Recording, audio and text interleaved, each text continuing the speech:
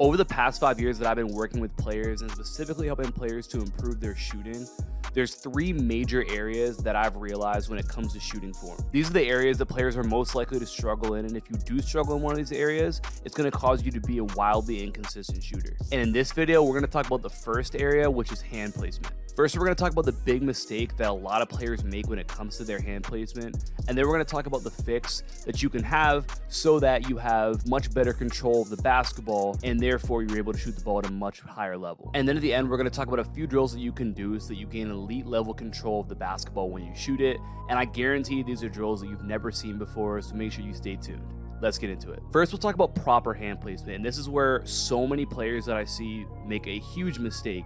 Obviously, we want to have our shooting hand in the middle of the basketball, right? Every basketball camp you've ever gone to since you were a kid that you've learned this. Have your shooting hand in the middle of the ball, guide hand on the side, right? We all know that.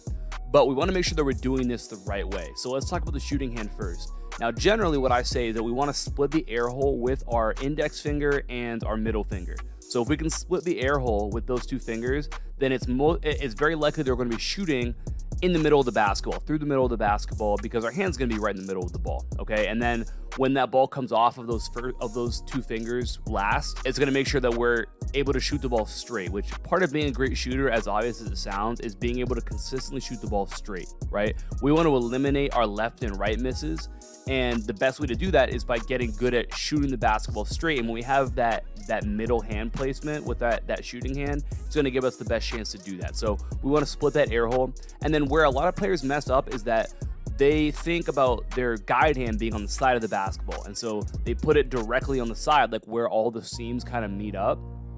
And while it looks like, yes, that's the side of the basketball, in reality, you actually hold the ball at kind of an angle, so it's actually a little closer to your shooting hand than you probably want it to be.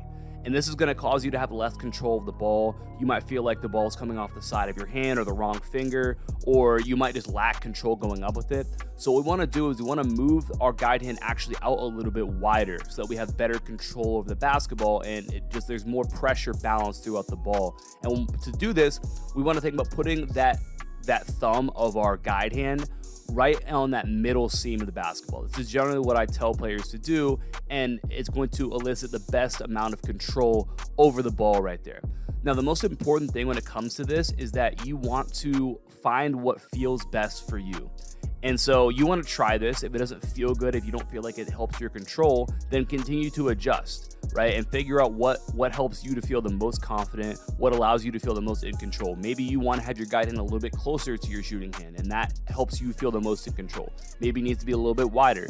And that is all dependent on who you are. Everyone has different hand sizes, different biomechanics. Everybody's a little bit different. So you need to figure out what works best for you and allows you to have the most control. But again, this is generally where I start with players, and then we can adjust from there. The last thing we'll talk about is one of the biggest problems that players face when it comes to shooting. Sometimes you catch the ball and you shoot it and it just comes off your hand weird, or you feel like you didn't get a good grasp of the ball when you caught it. And this especially happens in games when maybe you have to shoot the ball a little bit quicker, or maybe you're coming off kind of quickly into your shot, which is a lot of shots that you're going to shoot in a game. And so it can a lot of times feel difficult to get really good control over the basketball. Now, this is a huge problem and one of the main reasons why players miss shots. And my belief is that we should train ourselves to be able to handle this problem. Shooting involves a ton of variability from shot to shot. This includes like the exact placement of your hands, right? Shooting is so difficult because there's so many things that can change shot to shot. And when it comes to your hand placement, you're a lot of times not gonna have time to make sure that it's perfect. Okay, I perfectly have my two fingers split in the air hole and my guide hand is in that middle seam right there. That's not going to happen every single time because you're not going to have the time to do it. So when your shooting hand's a little bit off to the right, can you still make that shot? When your guide hand's a little bit more, a little closer to your shooting hand than you would like, are you still able to make that shot? Are you still able to control the basketball, shoot it straight, and get it where you want to go? And so if you aren't good enough to make shots when your hands are slightly off, you probably aren't going to be a very consistent in-game shooter. So here's a couple of drills that I like to use to take this, exaggerate it, and therefore train it in a way that's going to allow us to make more shots in games. Now, this first drill is something that I call hand replacement shooting. And essentially all we're going to do is we're going to switch up how our hands are placed on the ball. So we're kind of just tossing the ball just back and forth to ourselves right here, but we're switching up where our hands are at. So sometimes our hands are narrow, sometimes they're wide, sometimes the left hand's a little higher, the right hand's a little bit higher, but we're just gonna keep changing it. And then on the go call, we're gonna shoot from wherever our hands are, and we've got to go up and shoot the ball. So this is going to train us to be able to shoot the ball when we have an imperfect hand placement or a hand placement that isn't what we're accustomed to using. And if you don't have a partner to give you that go call or that shoot call, then you can just kind of switch it up. So give yourself a few tosses and then make sure that every shot you shoot, your hands are placed a little bit different on the basketball. The goal with this is to challenge yourself and expose you to as many different combinations when it comes to your hand placement as possible, so that when you get to a game and something's a little bit off, you've already trained your ability to adjust and work through that and make the shot despite of things being imperfect. The second drill is called wide and narrow shooting. So all we're gonna do is we're gonna alternate each shot between our hands being placed a little wider on the basketball than normal, and then the next shot, they're gonna be a little more narrow, a little more close together than they normally would be. And so again, we're just exposing ourselves to different types of variability when it comes to what our hand placement looks like, and challenging our ability to make those shots in spite of that variability. And you can challenge this even more by forcing, for example, you have to get 3 sets of back-to-back makes. So you got to make one where your hands are narrow and then one where your hands are wide in a row. And that's one set, and you got to do it maybe 3 times. Just something simple that you can do to add a little bit of challenge to that. And then the last drill that we'll go through is just fast shooting. Shooting the ball as quick as you can. So you want to think about having the ball in your hands for the least amount of time possible between catch and shot. This is going to mean that you're likely going to have some imperfect hand placement, and this again is going to train our ability to make the shot anyway.